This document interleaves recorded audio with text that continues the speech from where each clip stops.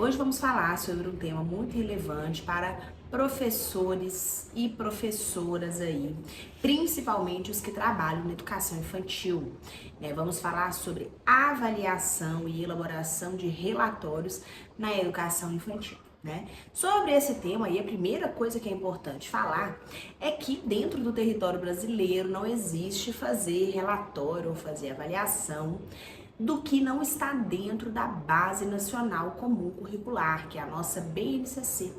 Então, a BNCC é o documento que surge, né? Já tem alguns anos aí que nós utilizamos, né? Uns bons anos, não tem aqui a data, mas já tem um bom tempo que nós utilizamos a BNCC. E ela veio aí com esse propósito, né? De ser a base da educação, né? De dizer o que deve acontecer e o que deve se trabalhar na educação em todo o território nacional, né? E aí nós vamos focar hoje principalmente na educação infantil, né? Que é o meu foco de trabalho, enfim, acredito que é aí também do público que me segue, que me assiste. Enfim, quando pensamos em avaliação, né? O que é a avaliação na educação infantil? A gente não utiliza prova, não utiliza nota, né? A, B, C, né? 1, 2, 3, né? Para dar nota na educação infantil. Nós avaliamos os nossos alunos com base no seu desenvolvimento, então no desenvolvimento das habilidades das crianças, né? Lá na BNCC vai ter aquele campo lá com as habilidades, né, para cada parte, né? Por exemplo, corpo, gestos e movimentos. Aí tem lá as habilidades que devem estar sendo desenvolvidas para aquela faixa etária específica que você trabalha. Então utilizamos, né, a avaliação nesse sentido. É uma avaliação que ela é qualitativa, né? Ela mede a qualidade da aprendizagem dos nossos alunos. Ela é contínua, ou seja, ela deve acontecer durante o ano inteiro, né? Então, durante todo o ano você observa o desenvolvimento dos seus alunos e vai fazendo anotações sobre esse desenvolvimento para conseguir, né? Lá em fevereiro você tem um aluno com um comportamento, com um nível de desenvolvimento, e você sabe que lá em dezembro, né, nesse período aí de tempo, essa criança muda muito. Então, quando você deixa uma avaliação bem criteriosa, bem direcionada, né, com bastante anotações minuciosas sobre o dia a dia, você consegue medir melhor o desenvolvimento dessa criança aí que você trabalha ou dessas crianças, né? Quando eu estava em sala de aula, uma coisa que eu fazia e me ajudava muito a fazer essa avaliação e depois a elaborar o relatório dos meus alunos, é que eu deixava sempre na minha mesa, né, um caderno, e nesse caderno deixava lá a folha do Joãozinho, né? Então lá ao longo do tempo passando eu ia fazer anotações. Hoje o Joãozinho teve muita dificuldade em lidar com a frustração quando tivemos que sair do parquinho e vir para a sala contar uma história, né? Então vou lá e faço anotações do que eu vejo que é pertinente, né, sobre o comportamento, sobre a aprendizagem, sobre o desenvolvimento motor, cognitivo da criança, social, enfim. E vou lá fazendo anotações na parte do Joãozinho, na parte da Mariazinha, na parte do fulano, do ciclano. Então cada aluno tinha ali um espaço para ao longo daquele semestre, né, que aí eu fazia, entregava 2 relatórios no semestre, né, um no meio do ano, no final do ano. Então, ao longo daquele semestre, eu tinha um espaço ali onde eu escrevia sobre aquele aluno, porque é difícil, né, guardar na memória tudo que acontece no dia a dia da sala de aula. Nós sabemos que milhares de coisas acontecem, né, e aí fica sendo muita coisa e nós não conseguimos guardar tudo na cabeça. Por isso é bom ter anotado, né? Atualmente, aqui no atendimento psicopedagógico, eu tenho uma pasta, um documento no Word aqui, né, de todos os pacientes que eu atendo, né? E aí tem reunião, tem tudo a respeito disso, deles, porque eu atendo muitas pessoas, eu não vou conseguir gravar na minha cabeça tudo sobre elas. Então, para não ficar nenhuma informação importante perdida, eu deixo tudo documentado no Word atualmente, tá? Mas às vezes na sala de aula, né, não dá para ficar pegando o computador toda hora, por isso eu deixava anotado nesse caderno que eu levava comigo para cima e para baixo na escola. Enfim, então a avaliação, de acordo com a BNCC, ela é processual e formativa, e ela ajuda o professor a adaptar suas práticas de ensino para a realidade daquela turma, daqueles alunos, aquelas dificuldades específicas daquele contexto, né? Daquele contexto que estou inserida, seja naquela sala de aula, naquela comunidade, né, naquela turma com aquelas características ali daquele ano que estou trabalhando, porque nós sabemos, né, embora na BNCC faça essa divisão aí, né, com as idades, né, e tem várias habilidades, vários campos de experiência a serem trabalhados, nós sabemos que cada ser humano é realmente único. Né? Então, quando a gente pensa nisso, precisamos entender que muitas vezes não dá para fazer o mesmo trabalho nas salas que a gente dá aula. Né? Então, o mesmo projeto que eu fiz no ano passado, ele não vai poder ser aplicado nesse ano, mesmo que eu trabalhe com crianças da mesma idade. Né? Ou se for aplicado, eu vou ter que fazer uma adaptação, vai ficar um pouco diferente. Né? Então, é importante a gente adaptar a nossa prática para aquele público que a gente está atendendo, viu? Vamos parar com esse Ctrl+C, Ctrl+V de há 3 anos eu faço o projeto da Animais da Selva com meus alunos aqui do 3º período. Pode parar com isso, né? Vamos ser criativos na internet. Nem precisa ser criativo. Na internet tem muita fonte aí para vocês pesquisarem, conhecerem mais, buscarem coisas novas. Para de ser repetitivo, né? Vamos trazer aí coisas novas e diferentes para os nossos alunos, porque eles merecem. Tá? E nós também merecemos, porque é importante para todo ser humano fazer um bom trabalho, né? Um trabalho que é reconhecido. Então aí, né, a BNCC, que é a Base Nacional Comum Curricular, não se esqueçam, ela rege o que vai acontecer na educação em todo o território nacional.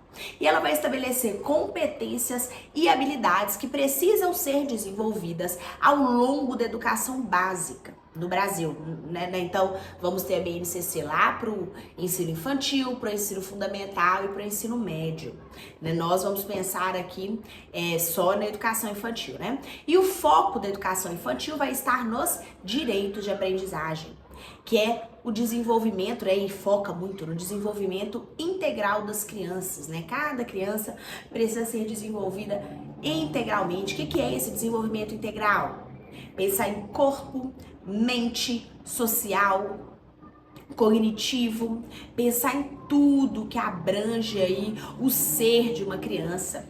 E aí a BNCC traz algo que eu considero muito importante de ser falado, que é o entendimento que as crianças, a gente não faz uma atividade com os nossos alunos porque nós somos bonzinhos, tá? A escola não faz aquele teatro com as crianças porque a escola é legal. É porque as crianças têm direitos de aprendizagem.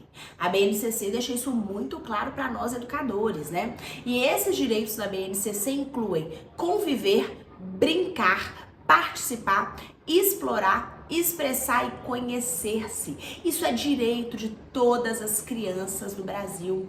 Tá? Nós precisamos, o nosso papel como educadores é desenvolver tudo isso daqui em nossas crianças, as crianças que nós damos aula. Então isso precisa estar contemplado no seu plano de ensino, tá? Você precisa avaliar a convivência, a brincadeira, a participação, a exploração, a expressão e o conhecer-se dos seus alunos, para você estar fazendo uma avaliação assertiva, uma avaliação competente, tá? No seu ano, como professor, professora. Então, precisamos ter isso em mente, porque esses direitos aí precisam nortear o processo educativo, incluindo, é claro, a avaliação dos nossos alunos, tá? Então, a avaliação, segundo a BNCC, ela é contínua, formativa e processual. Contínua, porque ela acontece o tempo inteiro. Você não avalia seu aluno só de 1 da tarde às 2h40, não. Todo o tempo que você está com ele, você está fazendo avaliações sobre o desenvolvimento dele. Embora ele não esteja ganhando nota, você está percebendo se ele tem ou não aquela habilidade. Se ele precisa de ajuda para fazer aquela atividade ou se ele tem autonomia para fazer sozinho, tá? Então, ela é contínua por isso, ela é formativa, porque é para formar aquela pessoa, né? É para que ele ganhe conhecimentos através da experimentação, porque é assim que criança aprende. A criança não descobre que isso aqui é uma lapiseira. Ó, veja bem, uma lapiseira. Vocês são adultos, conseguem ver essa lapiseira e sem tocar vocês estão ok com a explicação de que isso daqui é uma lapiseira. A criança não, ela explora esse objeto, ela vê a lapiseira, ela encosta para saber se é quente, frio, pesado, leve, joga longe, bota na boca, né? Então ela explora o material para conhecê-lo, né? E a avaliação também é processual. Ela é processual porque ela tem vários processos, né? A avaliação que você faz com uma criança em fevereiro é diferente da que você faz com a criança de dezembro, porque nós sabemos que nesse espaço curto aí, né, de 10 meses que a gente tá falando, nossas crianças se desenvolvem muito e a gente consegue ver uma grande diferença no desenvolvimento delas, tanto visualmente, né, porque a criança muda, o corpo dela muda, né, ela cresce, ela fica diferente, o cabelinho cresce e você dá pra ver uma diferença física muito grande na criança, quanto cognitivamente, em 10 meses, as crianças mudam muito, nossas crianças mudam muito e por isso que a nossa avaliação tem que ser muito detalhada, porque senão nós chegamos lá no final do ano sem muita noção de tudo que a gente conseguiu trabalhar, de onde a gente conseguiu chegar, tá? Então a avaliação é importante para a criança e para a gente também. Essa avaliação também é importante porque através dela, né, que a gente faz o nosso relatório, né, o tão temido e falado relatório.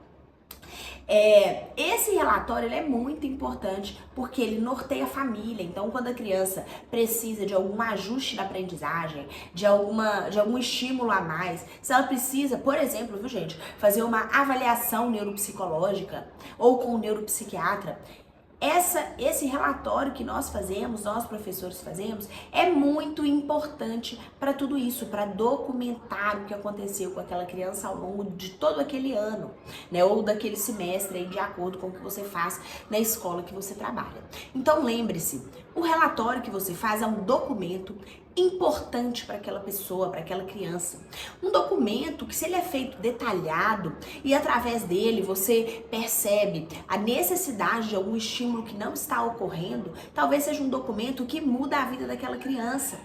Porque se a família leva num médico, num neuropsicólogo, enfim, se é algo que precisa ser trabalhado com a criança e você utiliza desse documento para alertar a família e os profissionais que vão trabalhar, você muda a vida daquela criança, porque você traz para ela a possibilidade de ganhar habilidades que talvez ela não conseguiria, né, sem aquela sua observação e sem o trabalho complementar aí de outros profissionais, da família ficar mais atenta ao desenvolvimento da criança. Então, gente, o relatório é um documento muito importante, não tirem isso de ideia e vai fazendo ele no dia a dia por meio da escrita lá no caderninho que fica do seu lado na sala de aula, tá?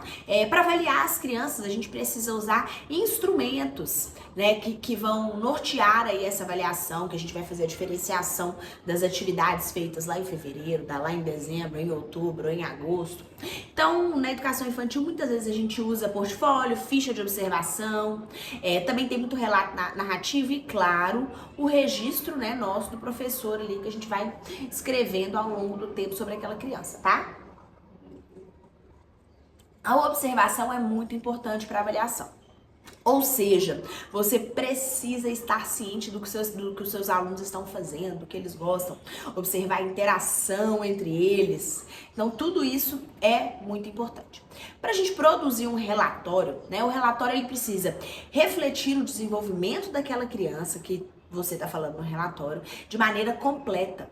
Então, no relatório, precisa descrever as áreas de desenvolvimento cognitivo, motor, social e emocional das crianças, destacando as conquistas e apontando as áreas que precisam de mais estímulo, né? Então, se você fala, se no seu relatório, né, sobre o seu aluno fulano de tal, né, o Jorginho, se lá você está apontando, poxa, observo que o Jorginho tá com uma dificuldade na fala, é importante trabalhar a oralidade, talvez seja interessante para essa família procurar um profissional da fonoaudiologia, né? Então, quando você coloca isso no relatório, você dá à família e àquela criança a chance de conquistar uma habilidade, de trazer um estímulo, de desenvolver algo que precisa de além da escola para desenvolver, tá bom? Na produção de relatórios a gente precisa ter introdução, desenvolvimento e conclusão. Gente, isso aí não é segredo não, né?